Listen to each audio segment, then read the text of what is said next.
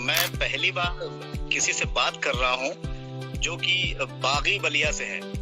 उत्तर प्रदेश में चुनाव हो रहा है और रवि किशन जी ने कह दिया कि यूपी में सब बा। बम्बई में काबा में लिखा और उसी के फॉर्मेट में तमाम लोगों ने बंगाल में काबा, बिहार में काबा और यूपी में काबा और यूपी में सब बा। दुई बिगहा माँ घर बा, दुई बिगहा सूतल बानी टेम्पू और गांव शहर के बीचवा में हम गजबे कंफ्यूज आइल बानी। 2 जून की रोटी खातिर बॉम्बे में हम आइल बानी। आपने ये जो रैप सॉन्ग आपने तैयार किया, रैप सॉन्ग इतना पॉपुलर हो, कैसे आपने बलिया में गांव के लोगों को कैसे समझाया कि ये कौन सी विधा की सिंगिंग के जरिए ये मेरा गाना पॉपुलर हो रहा है? एक हमारे गांव में है कलामू भैया, कलामुद्दीन, तो उन्होंने कहा कि कलामू भैया का कहना बा कि सागर ने लिखा अच्छा है लेकिन इसका म्यूजिक भी खराब कर दिया। तो सागर साहब, आपने अपना रैप जब आपने लिखा उससे पहले कौन से रैपर का रैप था जो आपको पसंद आया? ये जो रैप भारत में गाए जाते हैं जो लड़कियों को लेकर के और इश्क, रोमांस, और एक्चुअली उसकी तासीर हुआ है, रैप की तासीर उसका जन्मी हुआ है विद्रोह के लिए। तो ए साहेब लो, ए हाकिम लोग, हमरो कुछ सुनवाई बा, गांव में रोगिया मरत बाड़े मिलत नहीं दवाई बा। हम तो भुइया लेकिन तोहर बहुते ऊंच सिंहासन बा, आ सब जाने लग के करा चलते ना घरवा में राशन बा। सागर चल है, बहुत ज्यादा सर्दी देखी हमने, मफलर को जो है वो गमछा बनाया हुआ है। इस वक्त आपका जो गीत है ये बम्बई में काबा, ये काफी चर्चा में है। उस वक्त भी चर्चा में था जब रिलीज हुआ था, लेकिन इस वक्त एक बार दोबारा से जब उत्तर प्रदेश में चुनाव हो रहा है और रवि किशन जी ने कह दिया कि यूपी में सब बा, और फिर बिहार से नेहा राठौड़ जी ने उनको जवाब दिया जी कि यूपी में क्या क्या बा उन्होंने बताया। तो इस तरह से आपके गीत जो है इस वक्त सुर्खी में है, क्या कहना चाहेंगे इसके बारे में आप? देखिए अमन भाई, क्या है कि जब कोई रचनाकार लिखता है तो वो उसकी रचनाएं उसकी रह नहीं जाती हैं, वो समाज के लिए जाती हैं। और ये बात तो मैं तो अपने को मतलब कि अगर आप देखें कि जो रचनाएं कबीर की हैं तो कबीर की रचनाएं सब कबीर की नहीं है। फिर उसी फॉर्मेट में तमाम लोग जीवन में गीत बने होंगे, दोहे बने होंगे जो उस ताल्लुक रखने वाले और उसी मयार के, उसी रंग के दोहे बने होंगे, उन्हीं के मठ से बने होंगे। तो ये इसको एक तरह से मैं बहुत कामयाबी के तौर पे लेता हूँ कि बम्बई में काबा में लिखा और उसी के फॉर्मेट में तमाम लोगों ने बंगाल में काबा, बिहार में काबा और यूपी में काबा और यूपी में सब बा। ये तमाम जो सवालात जनता के लिए आ रहे हैं, जनता की तरफ से आ रहे हैं सत्ता के सामने, तो ये हमारी मंशा ही थी। और न सिर्फ मेरी मंशा बल्कि हमारे फिल्म निर्देशक और इस गीत के निर्देशक, इस रैप सॉन्ग के निर्देशक अनुभव सिन्हा, जिन्होंने मुल्क बनाई, जिन्होंने आर्टिकल 15 बनाई, थप्पड़ के लिए फिल्म फेयर अवार्ड की फहरिस्त लगा दी उन्होंने इस बार। तो अनुभव सर की तो ये ख्वाहिश ही थी कि उनकी बातें जो हो वो समाज के सामने आए और जनता के मन में सवाल पैदा हो। तो उसमें ये कामयाबी मिली है कि न सिर्फ नेहा राठौर और मनोज वाजपेयी, रवि किशन, बल्कि तमाम छोटे लेवल पे और बड़े लेवल पे हर जगह लोग इसमें प्रयोग कर रहे हैं। बंगाल में काबा भी मैंने सुना था, वो मुझे अच्छा लगा था, उन लोगों ने अच्छा किया था। तो रचनाकार तो उसी को मैं मानता हूँ खास तौर से जो सत्ता की समीक्षा करे, न कि सत्ता के साथ गलबहियां करने वाला रचनाकार तो क्या होगा। मैं क्या बात रचनाकार में नहीं मानता। रचनाकार वो होगा जो जनता की तरफ से आवाज उठाए, आवाम का हो जाए आवाम की आवाज बन जाए, आवाम का वो मुहावरा बन जाए, उनका नारा बन जाए, ये मैं उसको रचनाकार मानता हूँ। न कि सत्ता के साथ मिल करके और सत्ता की चापलूसी करे, वो रचनाकार क्या। आपने लिखा कि दुई बिगहा माँ घर बा, लेकिन सूतल बानी टेम्पो। हाँ, एक्चुअली वो मेरा मानना है कि हम जो गांव में होते हैं तो कितने भी गरीब होते हैं, तो खाट कहीं भी उठा के बिछा के सो लेंगे, जहाँ खेत में भी चले जाते थे, बाग में चले जाते थे, जहाँ अपने अनाज इकट्ठा किए हो उनकी निगरानी करने के लिए वहीं जाके अपना लेवा कथरी बिछा के सो जाते थे, तो सोने का कोई मुद्दा नहीं था। मतलब एक मेटाफर है कि 2 बीघा में घर बा लेकिन सुतल बानी टेम्पो में। ये 2 बीघा एग्जैक्ट कोई भाई हम लेखपाल से जरीब लेके नपवाए नहीं है लेकिन वो ख्याल है कि मतलब कि इतना लंबा चौड़ा है। भाई गांव में अगर सांप निकल जाता है तो लोग बोलते हैं कि इतना मोटा था और यहाँ से 5 मीटर दूर लंबा। तो मेटाफर तो थोड़ा बड़ा होके ही आएगा। तो दो बीघा में घर बा लेकिन सुतल बानी टेम्पू में, जिंदगी झुराइल बाटे नून तेला शैम्पू में। मनवा हरियर लागे भैया हाथ लगौते माटी में, जियरा अजू अटकल बाटे घर में चोखा बाटी में। बीच में वो केदारनाथ सिंह कहते हैं कि जो आदमी 20 वर्ष गांव में रह गया, जो इंसान 20 वर्ष गांव में रह गया और 20 साल शहर में, वो कहीं का नहीं होता। तो अपनी वो जो लाइन है कि गांव शहर के बीचवा में हम गजबे कंफ्यूज आइल बानी, गांव शहर के बीचवा में हम गजबे कंफ्यूज आइल बानी, 2 जून की रोटी खातिर बॉम्बे में हम आइल बानी। तो ये जो सारी चीजें जो लोगों के दिलों को लग रही है, वो वही है कि जो गांव से कट के जो शहर आ जाए, उनको बलिया के आदमी को गोरखपुर में, लखनऊ में, बनारस में अगर काम करने को मिलता तो वो कभी वो नहीं होते, उनको ये परेशानी नहीं होती कि जब लॉकडाउन लगा तो जो हमारे माइग्रेंट से किस तरह से पैदल चलते रहे। इससे पहले भी मैंने गाना लिखा था, कैसे आई फेरू यह नगरिया हो, डगरिया मसान हो गए। तो तमाम जो रास्ते हैं वो मसान हो गए, श्मशान हो गए। तो ये जो पूरा दर्द है, वो दर्द निकल के आता है। मैं इसी से मुतालिक एक और बात आपसे शेयर करना चाहूंगा कि मौलाना जलालुद्दीन रूमी का एक शेर है फारसी में, जिसका भावानुवाद यूं है कि ये बांसुरी क्यों रोती रहती है।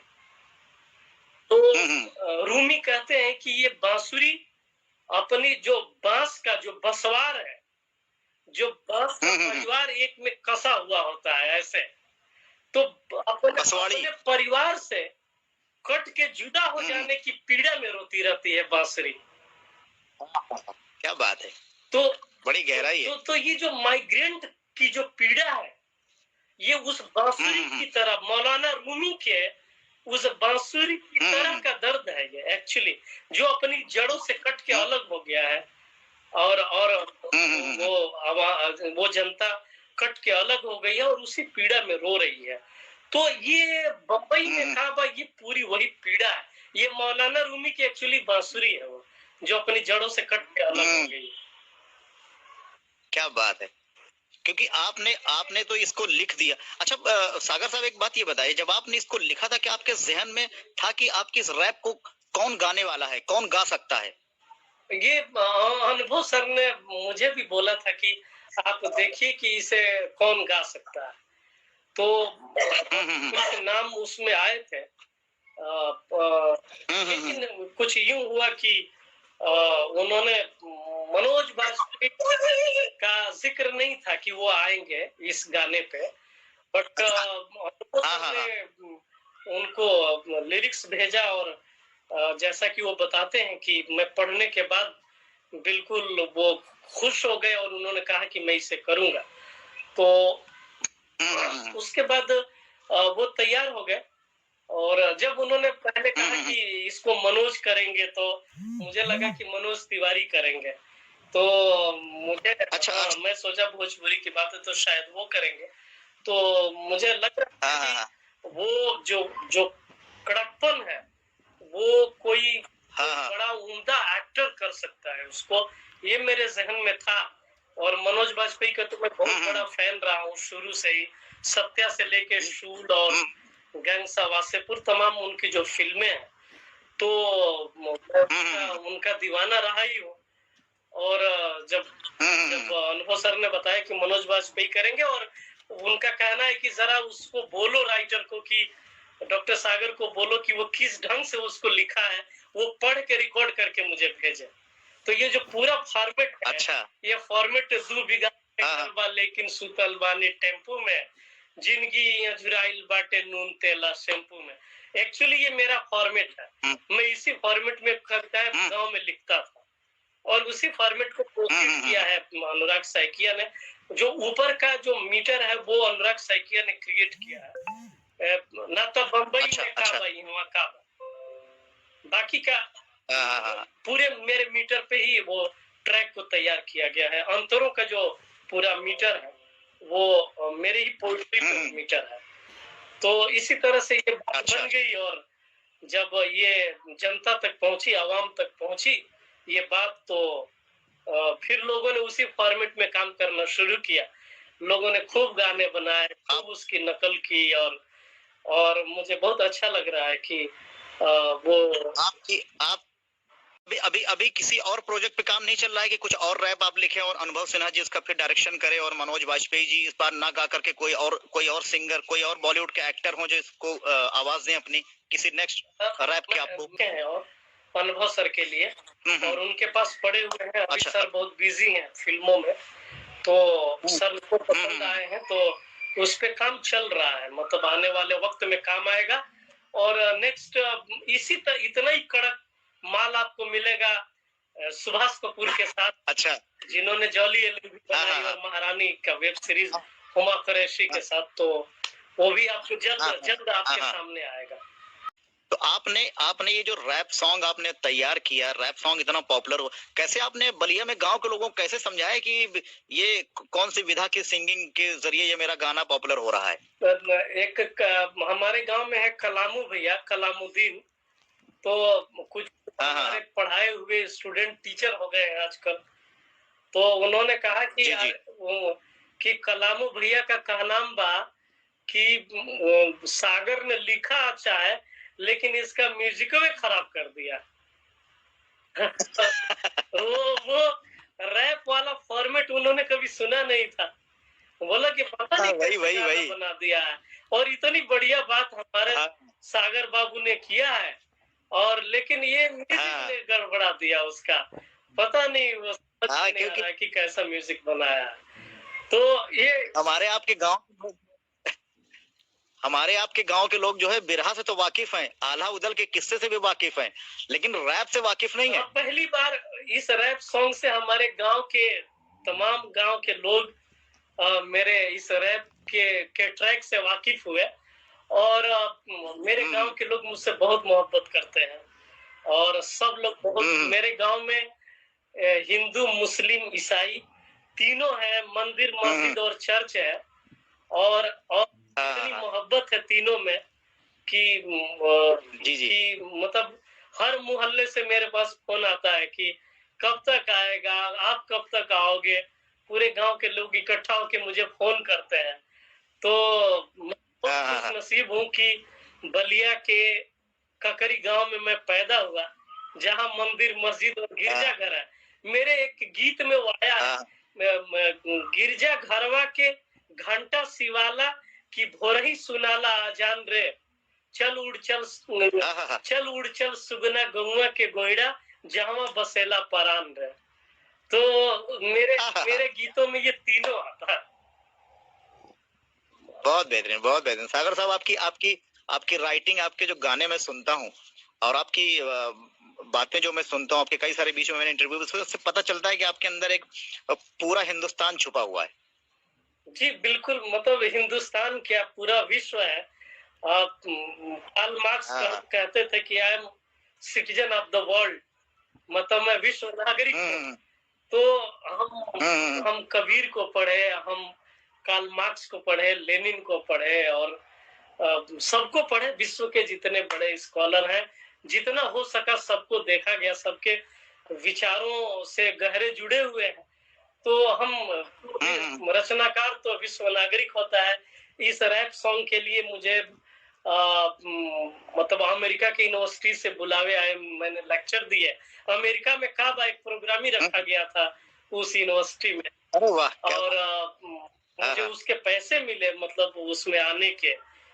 ऑनलाइन हम प्रोग्राम में आए थे, और अमेरिका में अंग्रेजी में ट्रांसलेट होने का ये फायदा हुआ कि मुझे अमेरिका से बुलावा है, बंबई में काबा की वजह से, जो उसके अंतरे ट्रांसलेट हुए हाँ। हैं। तो उसकी जो पीड़ा वहाँ के अमेरिकन राइटर और वहाँ के लोगों ने देखा है। तो वहाँ मुझे इनविटेशन है, जब जब सब वक्त कंफर्टेबल होगा तो मैं जाऊंगा वहाँ पे सुनाने। अपना अपना रैप जब आपने लिखा, उससे पहले कौन से रैपर का रैप था जो आपको पसंद आया?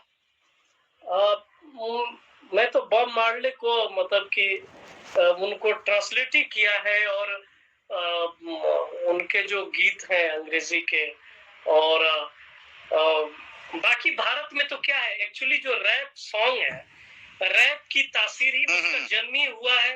एक्चुअली विद्रोह के लिए उसका जन्म हुआ।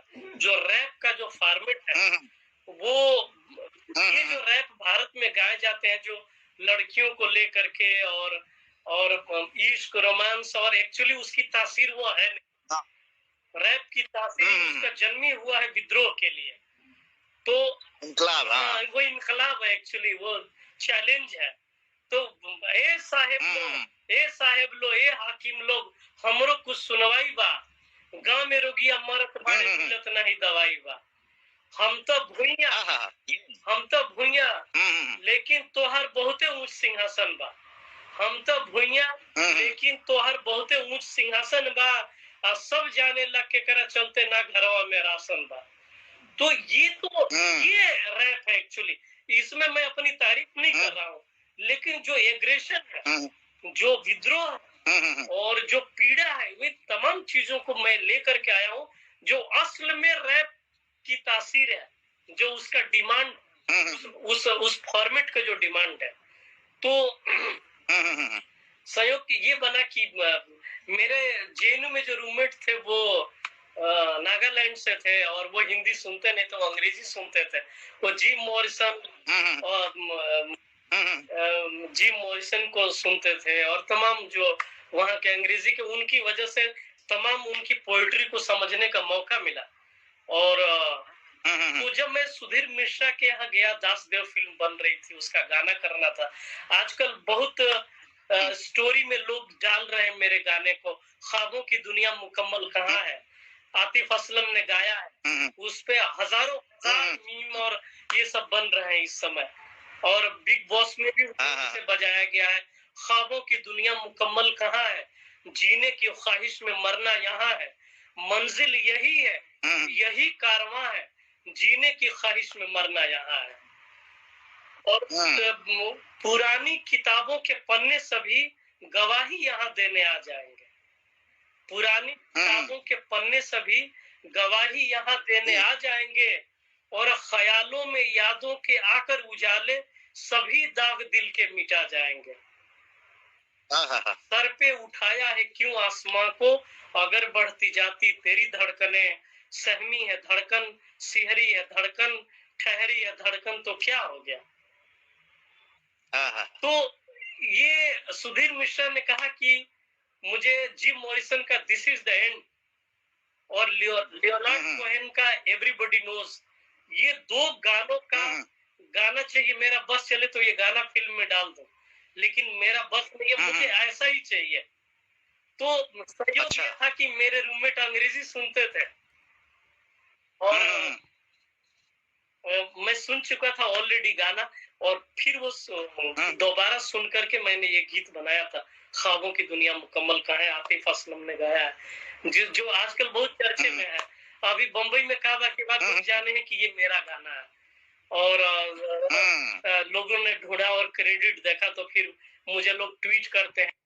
अनारकली अफारा में भी आपने सुना होगा, मोरा पिया मतलब सुना हम कि हमरा के पिया के गया खिड़की से पटना दिखा के। मैंने लिखा है कि काहे गोल धरतिया डोले, काहे गोल धरतिया डोले, काहे भौरा गुनगुन बोले, काहे गोल धरतिया डोले, काहे भौरा गुनगुन बोले, आ खोतवा से चिड़ई के बचवा काहे चू चू हवा खोले, आ काहे सागर कविता लिखे जेकर थोड़ी बुद्धि ज्ञान, हम पूछीला कौना कारण फूटल किरण भेल बयान। तो मेरी अज्ञानता वाली बातें बहुत आया करती थी बलिया से बीएचयू तक। जेएनयू में आके उसमें थोड़ा सा उसका कलर चेंज हो गया, जेएनयू ने रंग बदल दिया। जी हाँ, लेकिन आपकी आपकी आपकी कलम में जो है, आपकी जो कलम है वो सरपत की कलम है। आपके पास पेन नहीं, आपके पास कलम है वो भी सरपत वाली। जी जी जी जी। तो आपकी आपकी कलम में बहुत सादगी है, आपकी कलम में बहुत मासूमियत है। आपकी जो कलम है वो बहुत कमाल करती है, दिल को छूती है। आपके शब्दों में बड़ा बड़ा वो है, क्या कहते हैं, मतलब शब्द आपके जो हैं वो जमीन से जुड़े हुए हैं। जी शुक्रिया। ये चीजें लोगों को जो है ना बहुत टच करती हैं। आपके बहुत सारे अच्छे कलाम जो है वो भोजपुरी में लोगों तक पहुंचे, और शायद इस वजह से बहुत सारे लोग उस तक नहीं पहुंच पाए। लेकिन हम आने वाला वक्त, जो मुझे ऐसा लगता है कि आपका आने वाला वक्त काफी गुलजार है, और उसमें काफी जो है वो आपकी कलम के जरिए बहुत कुछ लोगों तक पहुंचने वाला है। तो अभी अभी आप इस वक्त मुंबई में हैं, तो मेरे ख्याल से अब तो इस वक्त आपका काफी सारा बहुत बिजी रहते होंगे आप इस वक्त। तो बिजी हूँ बहुत, 6-7 प्रोजेक्ट इस समय कर रहा हूँ, 5 फिल्मों के गाने लिख रहा हूँ और 2 वेब सीरीज के गाने इस समय लिख रहा हूँ। तो काफी मसरूफियत। तो अभी तो आखिरी बार आप बलिया कब आए थे? अभी रिसेंट में कब आना हुआ? जो लॉकडाउन खत्म हुआ तो उसी दरमियान में बीच में आया था, और मैं फिर 14 फरवरी का मेरा टिकट है, तो मैं बनारस, अच्छा बनारस, बलिया, गाजीपुर, देवरिया, आजमगढ़, गोपालगंज, छपरा, मैं जब जाता हूँ तो कम से कम 10 जिले तो घूमता हूँ। अच्छा। चलिए, इस बार आप आएंगे तो हो सकता है कि हम लोग की मुलाकात यहीं हो जाएगी। हमने सोचा तो मुंबई में होगी, लेकिन शायद यहीं होगी। हाँ, तो मैं 14 फरवरी को मैं बनारस पहुंच रहा हूँ, बीएचयू में रहूंगा 16 तक। मैं 17 को बीएचयू से निकलूंगा बलिया के लिए। आइए, इसी बहाने हम लोगों की मुलाकात होगी, और आने वाले वक्त में हम बहुत सारे गीत आपके, बहुत सारे इस तरह के जमीन से जुड़े हुए कुछ कलाम आपके सुनेंगे हम लोग जी। और आपका जैसे ये मुंबई में काबा की जो पॉपुलैरिटी है, वो इसके कई सारे आपके सीरीज आनी चाहिए बीच में। जी बिल्कुल। नहीं, मैंने काम कर लिया है, बस उनका इंतजार है। काम हुए हैं, अच्छे काम हुए हैं, तो आएंगे बिल्कुल। ठीक है सागर साहब, बहुत अच्छा लगा आपसे बात करके। और हालांकि थोड़े से मतलब हमने ज्यादा आपको भी हमने वो क्या कहते हैं छेड़ा नहीं है, लेकिन मुख्तसर जो बातें हैं वो आहिस्ता लोगों तक पहुंचाएंगे। जी। बहुत सारे लोग आपसे जुड़ रहे, जैन खान साहब हैं दिल्ली से, आपको याद कर रहे हैं। बलिया से भी पप्पू भाई थे, वो आपको याद कर रहे हैं। आरजे शशांक हैं रेड एफएम बनारस से, वो आपको याद कर रहे हैं। काफी सारे लोग हैं जी। मेरा सलाम। अब आप बनारस आइए तो लोग आपसे मिलेंगे। जी, सबको मेरा सलाम है, बनारस में मिलेंगे हम। ठीक है सागर साहब। ठीक है अमान भाई, बहुत शुक्रिया मुझे इनवाइट करने के लिए अपने इंस्टाग्राम के मंच से और पेज से, बहुत शुक्रिया। और हम फिर मिलते रहेंगे नेक्स्ट अपने आने वाले गीत के बाद, फिर हम कनेक्ट होंगे और हम शेयर करेंगे। बहुत शुक्रिया आपका। ठीक है चलिए, ओके, बाय, टेक केयर, खुदा हाफिज, गुड नाइट, बाय। तो सागर साहब से बातें हो रही थी, सागर साहब का बम्बई में काबा। और ये ऐसा रैप है जिस रैप से क्या बताएं कि ये रैप हर लोगों तक पहुंचा है।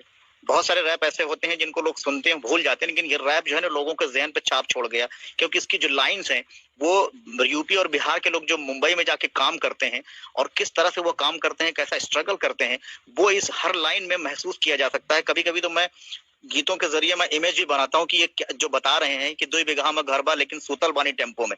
लोगों का यहाँ मकान गांव में बहुत बड़ा बड़ा है, लेकिन जब मुंबई वो जाते हैं तो बहुत सारी चीजों के लिए कंप्रोमाइज करते हैं। वो एक छोटी सी खोली में रहते हैं, कभी कभी पूरी पूरी रात जो है टेम्पो में गुजार देते हैं, 24-24 घंटे ड्यूटी करते हैं, बहुत सारी चीजें उनकी जिंदगी में आती हैं, लेकिन वो कभी उफ नहीं करते क्योंकि वो यहाँ से गए हुए हैं और वहां काम करने के लिए गए तो उस काम को एंजॉय भी कर रहे हैं। तो लेकिन ये कि कंप्रोमाइज बहुत सारी चीजों में करते हैं। और सागर साहब ने इस रैप में बहुत सारी बातें ऐसी कह दी हैं जो वाकई में लोग जो है कई कई सालों महसूस तो करते हैं लेकिन कह नहीं पाते, लेकिन सागर साहब ने उनके मर्म को, उनकी तकलीफ को, उनकी पीड़ा को महसूस किया और अपने इस रैप में कह दिया। तो मुझे बहुत बहुत दिनों से मेरी तमन्ना थी कि मैं सागर साहब से इसके हवाले से बातें करूं, और आज हमारी बातें हो गई और आने वाले वक्त में इंशाल्लाह हम फिर बातें करेंगे। जब कोई अगला रैप आ जाएगा या कोई अभी आने वाले वक्त में वेब सीरीज के लिए गाना आना या फिल्मों के लिए गाना आएगा, फिर हम टच में आएंगे और फिर बातें करेंगे। ठीक है सागर साहब, बहुत बहुत शुक्रिया आपका। खुदा, टेक केयर, बाय।